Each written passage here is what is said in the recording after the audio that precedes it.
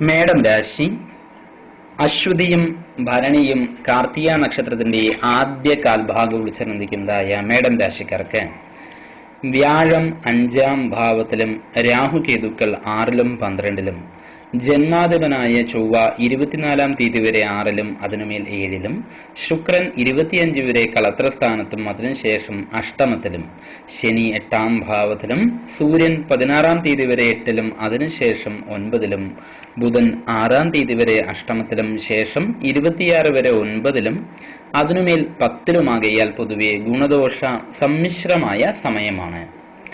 വരുമാനപരമായിരിക്കുന്ന വർധനവ് ഉണ്ടാകുമെങ്കിലും സാമ്പത്തികപരമായിരിക്കുന്ന അച്ചടക്കമില്ലായ്മ നിമിത്തം കടബാധ്യതകളും മറ്റും വന്നു ചേരും.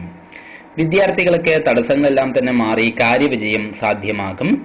മാതൃക്ലേശവും ഇഷ്ട സുഹൃത്തുക്കളുമായി അനിഷ്ടതയും ഉണ്ടായേക്കാം.